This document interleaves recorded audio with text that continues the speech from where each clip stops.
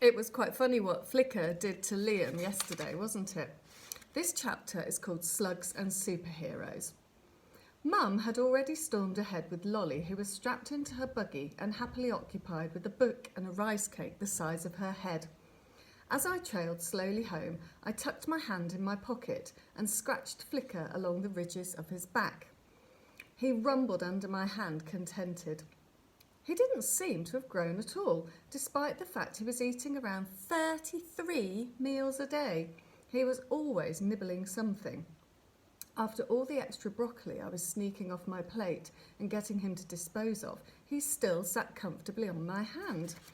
Even so, I couldn't help drifting back into the dream of us flying together. Unfortunately, the dream didn't last long. Oi, lame brain! I stopped in my tracks as Liam raced up on his bike and skidded to a halt in front of me.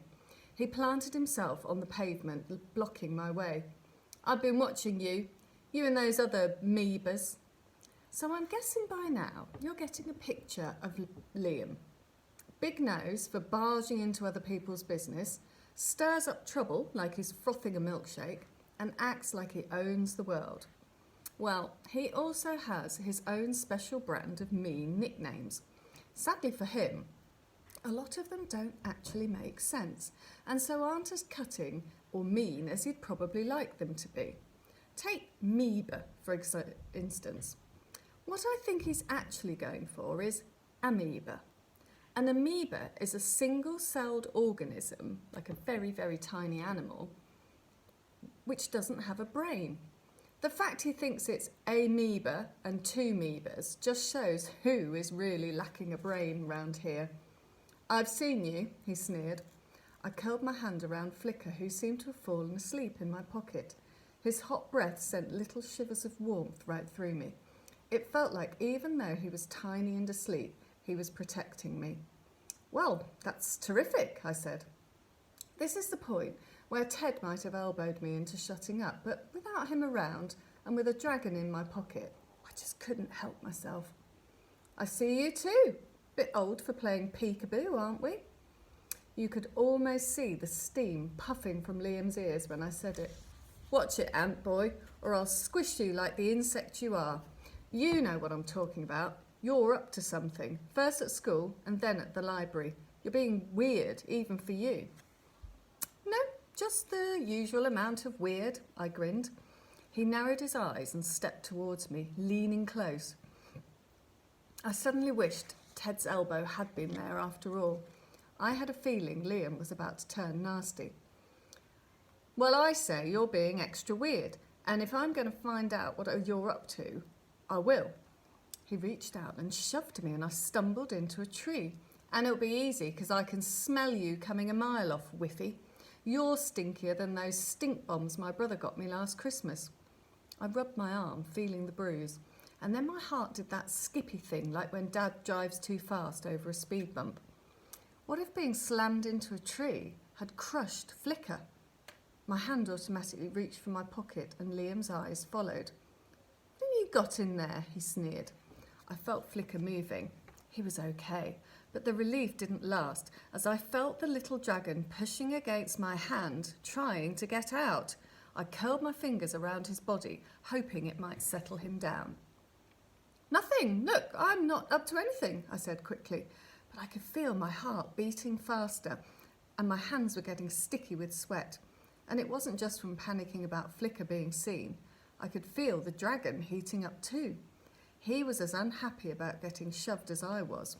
I couldn't risk him being seen, but the more panicky I felt, the hotter he got. I needed a distraction, and quick. Well, Liam said as he flicked a slug from the top of the wall in my direction. It landed on my top, so carefully I lifted it off to the safety of a nearby bush. Poor little thing. I'm not saying I love slugs, but it had just been minding its own business. Anything I said at this point was likely to make things worse, but not saying anything wasn't helping either. I could tell Liam was about to go properly Hulk.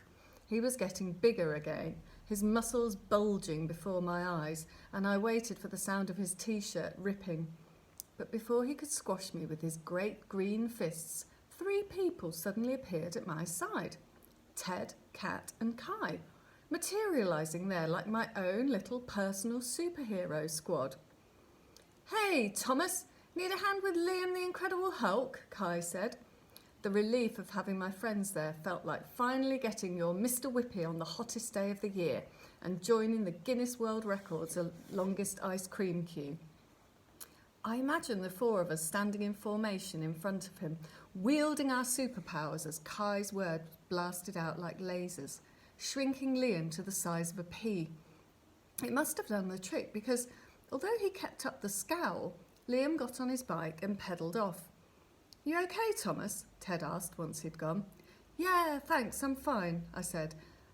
And as I said it, I felt Flicker's heat begin to fade, as if he too was calming down. "What's up with him?" Kai asked, nodding towards the retreating Liam. "Has he been hassling about, the PE stuff?" Kat asked. I bent down and pretended to tie up my shoelace, aware of them watching me and willing Flicker not to try and wriggle out, or worse, poo. The last thing I needed was another Whiffy-Liffy episode. Even my friends thought I was being weird, without that happening as well. I spotted Mum and Lolly miles ahead now and was just about to turn the corner into our street. I willed her to turn round and call me.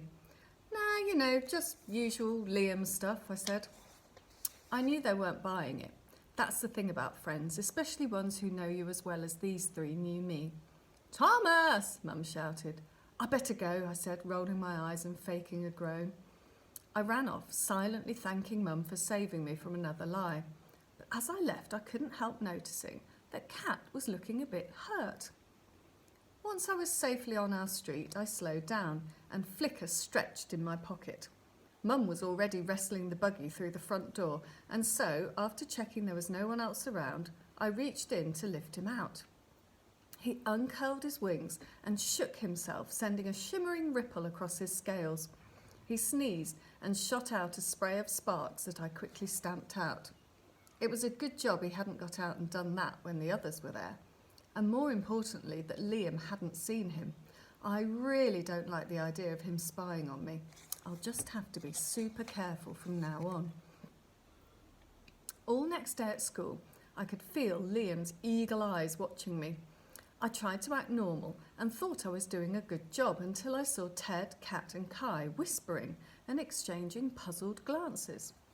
Maybe I was getting normal wrong, or maybe I was being too normal. Was that even a thing? I didn't have the brain power to work it out. My head was already full of Flicker and wondering what mess I was going to find when I got home at the end of the day. That afternoon, it wasn't just Flicker who made a mess, though. I came into the kitchen and found Lolly covered in a crispy cornflake crust. My feet crunched across a carpet of rice. Mum was sweeping cereal and dried pasta into little mountains, and a river of yoghurt flowed between them with splashes of ketchup along its banks. Lolly was sitting in the middle of the scene waving a picture at me. "Oh, I only left her for a minute," Mum sighed. "I rather hope we were over the painting with food stage." Lolly pointed to the mess on the paper and beamed. "Yeah," I said, great work, Lolly." She frowned and looked at her picture and turned it the other way up, and then flapped her arms and made a roaring noise.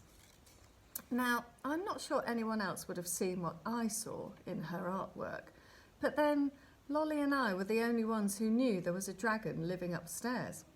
Suddenly, I could make out the ketchup flames and the scaly pasta wings and the gluey raisin eyes she'd dipped in glitter. She'd made dragons, and lots of them. She waved it at me again and I took it from her. "Thanks, Lollybob," I whispered. "I'm sure he'll love it." And he did. After I pinned it to my wall, Flicker curled up in front of the picture and stayed there, rumbling with contentment. Meanwhile, I cleared up the lurking poos and hid behind yet another shredded pillowcase. Feeling pleased with my efforts, I ducked downstairs for a drink where Mum collared me. "Grandad's been telling me all about his plans for the garden," she said, while scrambling an egg with one hand and dropping counters in Connect 4 with the other. Lolly loved undoing the catch and watching all the counters clatter out. She slotted the last ones in and then jiggled up and down in anticipation. Sounds like you pair have taken on quite a bit of a project, Mum continued. I remembered us walking home the day before and how I'd promised I'd go over today. I smiled awkwardly, a pang of guilt squirming inside my tummy. It was easy to get distracted with Flicker around. I haven't seen him fired up like this for ages. It's good.